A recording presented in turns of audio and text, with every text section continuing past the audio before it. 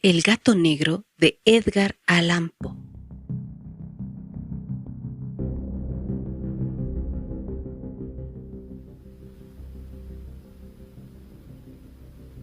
El gato negro. No espero ni pido que alguien crea en el extraño, aunque simple relato que me dispongo a escribir. Loco estaría si lo esperara, cuando mis sentidos rechazan su propia evidencia. Pero no estoy loco, y sé muy bien que esto no es un sueño. Mañana voy a morir y quisiera aliviar hoy mi alma. Mi propósito inmediato consiste en poner de manifiesto simple, sucintamente y sin comentarios, una serie de episodios domésticos. Las consecuencias de esos episodios me han aterrorizado, me han torturado y por fin me han destruido. Pero no intentaré explicarlos. Si para mí han sido horribles, para otros resultarán menos espantosos que baroques.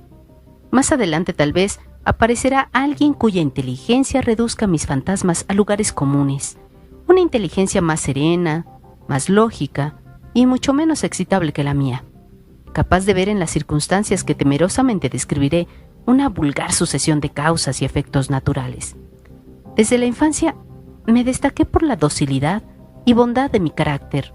La ternura que abrigaba mi corazón era tan grande que llegaba a convertirme en objeto de burla para mis compañeros. Me gustaban especialmente los animales, y mis padres me permitían tener una gran variedad. Pasaba a su lado la mayor parte del tiempo y jamás me sentí más feliz que cuando les daba de comer y los acariciaba. Este rasgo de mi carácter creció conmigo, y cuando llegué a la virilidad, se convirtió en una de mis principales fuentes de placer. Aquellos que alguna vez han experimentado cariño hacia un perro fiel y sagaz no necesitan que me molesten explicarles la naturaleza o la intensidad de la retribución que recibía. Hay algo en el generoso y abnegado amor de un animal que llega directamente al corazón de aquel que con frecuencia ha probado la falsa amistad y la frágil fidelidad del hombre. Me casé joven y tuve la alegría de que mi esposa compartiera mis preferencias. Al observar mi gusto por los animales domésticos, no perdía oportunidad de procurarme los más agradables de entre ellos. Teníamos pájaros, peces de colores, un hermoso perro, conejos, un monito y un gato. Este último era un animal de notable tamaño y hermosura, completamente negro y de una sagacidad asombrosa. Al referirse a su inteligencia, mi mujer, que en el fondo era no poco supersticiosa, aludía con frecuencia a la antigua creencia popular de que todos los gatos negros son brujas metamorfoseadas. No quiero decir que lo creyera seriamente, y solo mencionó la cosa porque acabo de recordarla. Plutón, tal era el nombre del gato, se había convertido en mi favorito y mi camarada. Solo yo le daba de comer, y él me seguía por todas partes. Me costaba mucho impedir que anduviera tras de mí en la calle. Nuestra amistad duró así varios años, en el curso de los cuales, enrojezco al comentarlo, mi temperamento y mi carácter se alteraron radicalmente por culpa del demonio. Intemperancia. Día a día me fui volviendo más melancólico, irritable e indiferente hacia los sentimientos ajenos. Llegué incluso a hablar descomedidamente a mi mujer y terminé por infligirle violencias personales. Mis favoritos, claro está, sintieron igualmente el cambio de mi carácter. No solo los descuidaba, sino que llegué a hacerles daño. Hacia Plutón, sin embargo, conservé suficiente consideración como para abstenerme de maltratarlo, cosa que hacía con los conejos, el mono y hasta el perro cuando por casualidad o movidos por el afecto se cruzaban en mi camino. Mi enfermedad empeoró, se agrava. Pues, ¿qué enfermedad es comparable al alcohol? Y finalmente el mismo Plutón, que ya estaba viejo y por tanto algo enojadizo, empezó a sufrir las consecuencias de mi mal humor. Una noche, en que volví a casa completamente embriagado, después de una de mis correrías por la ciudad, me pareció que el gato evitaba mi presencia. Lo alcé en brazos, pero, asustado por mi violencia, me mordió ligeramente en la mano. Al punto se apoderó de mí una furia demoníaca y ya no supe lo que hacía. Fue como si la raíz de mi alma se separara de golpe de mi cuerpo. Una maldad más que diabólica alimentada por la ginebra estremeció cada fibra de mi ser.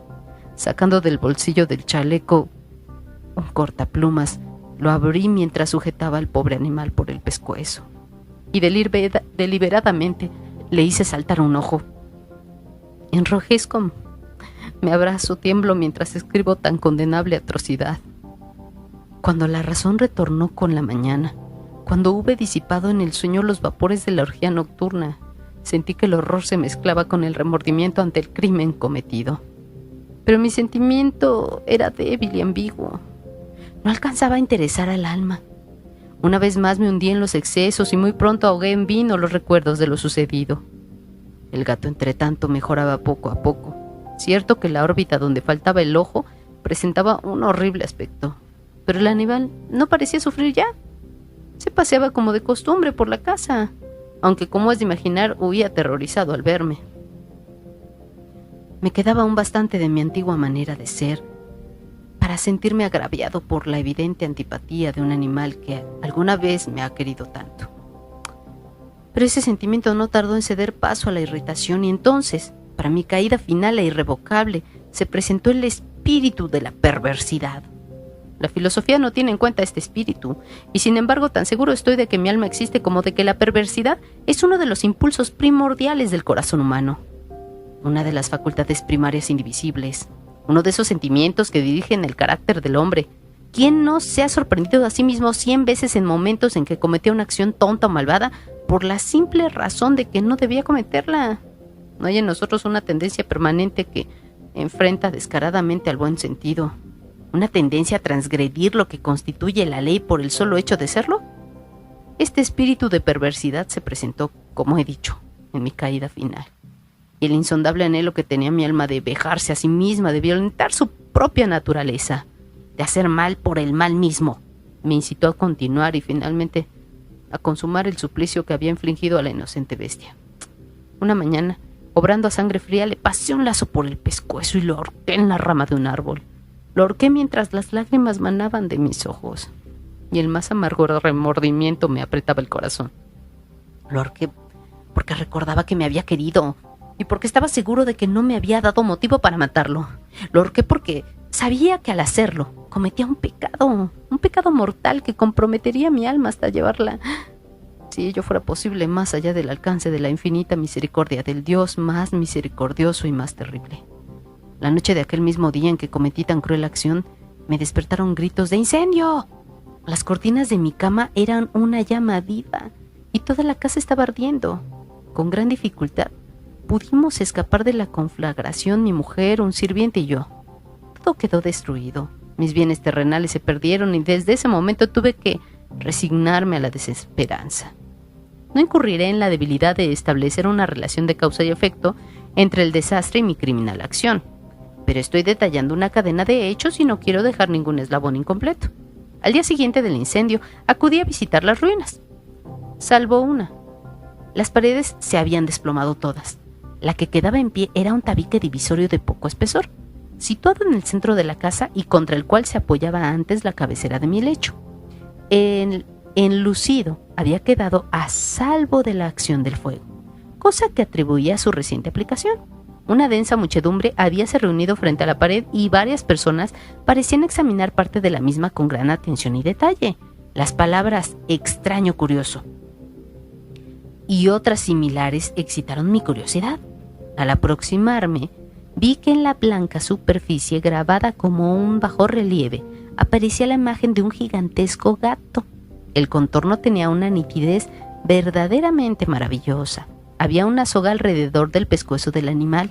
Al descubrir esta aparición, ya que no podía considerarla otra cosa, me sentí dominado por el asombro y el terror, pero la reflexión vino luego en mi ayuda. Recordé que había ahorcado al gato en un jardín contiguo a la casa. Al producirse la alarma del incendio, la multitud había invadido inmediatamente el jardín. Alguien debió de cortar la soga y tirar al gato en mi habitación por la ventana abierta. Sin duda habían tratado de despertarme de esa forma.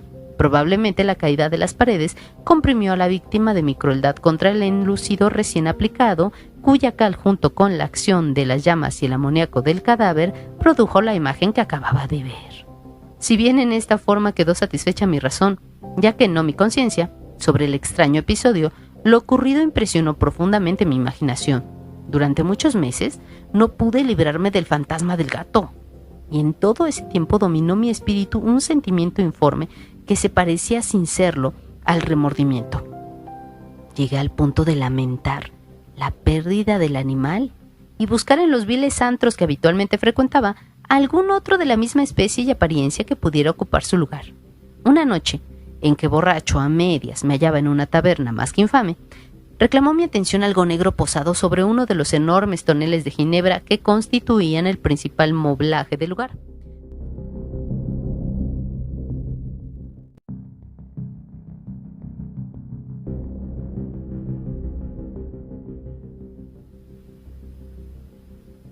Me aproximé y la toqué con la mano.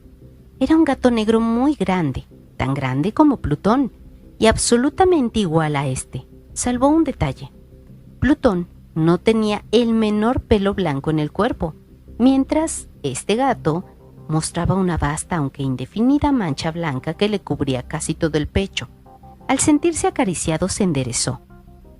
Prontamente, ronroneando con fuerza, se frotó contra mi mano y pareció encantado de mis atenciones.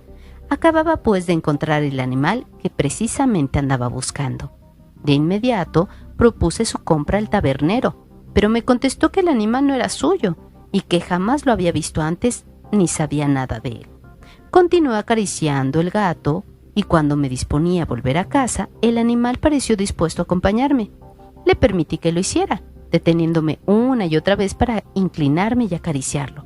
Cuando estuvo en casa, se acostumbró a ella de inmediato y se convirtió en el gran favorito de mi mujer. Por mi parte, pronto sentí nacer en mí una antipatía hacia aquel animal. Era exactamente lo contrario de lo que había anticipado, pero, sin que pueda decir cómo ni por qué, su marcado cariño por mí me disgustaba y me fatigaba. Gradualmente el sentimiento de disgusto y fatiga creció hasta alcanzar la amargura del odio. Evitaba encontrarme con el animal. Un resto de vergüenza y el recuerdo de mi crueldad de antaño me vedaban maltratarlo.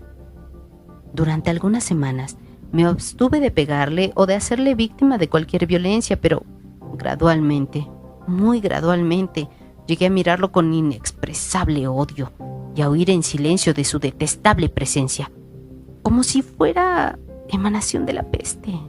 Lo que sin duda contribuyó a aumentar mi odio fue descubrir a la mañana siguiente de haberlo traído a casa que aquel gato, igual que Plutón, era tuerto.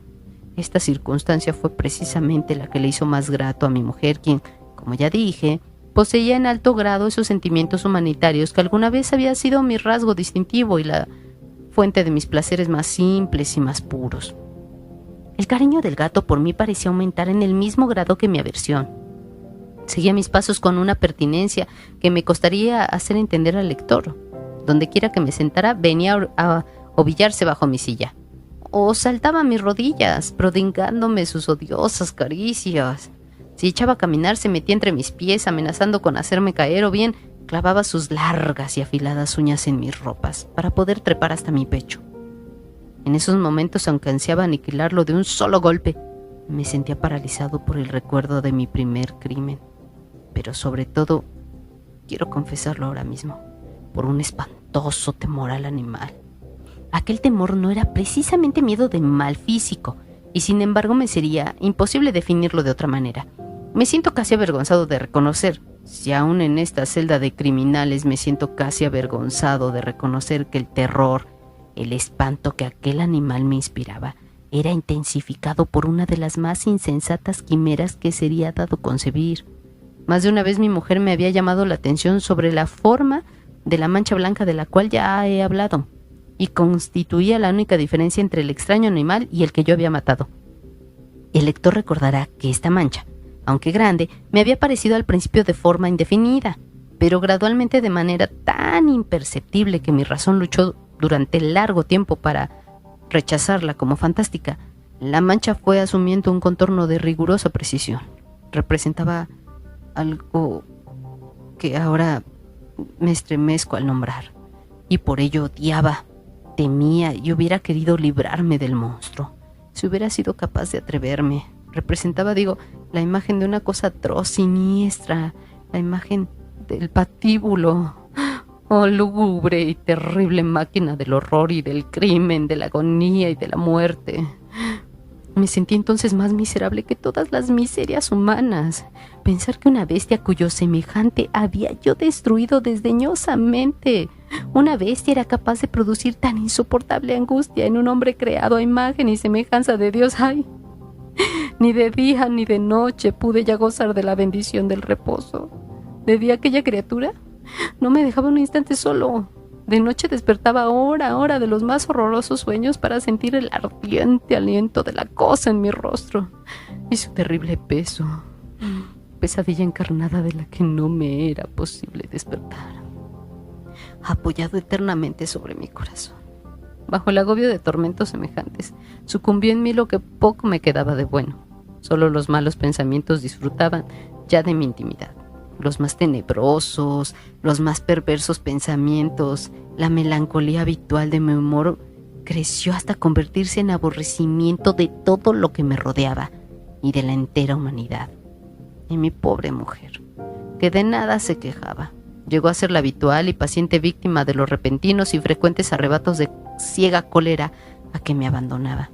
Cierto día, para cumplir una tarea doméstica, me acompañó al sótano de la vieja casa donde nuestra pobreza nos obligaba a vivir.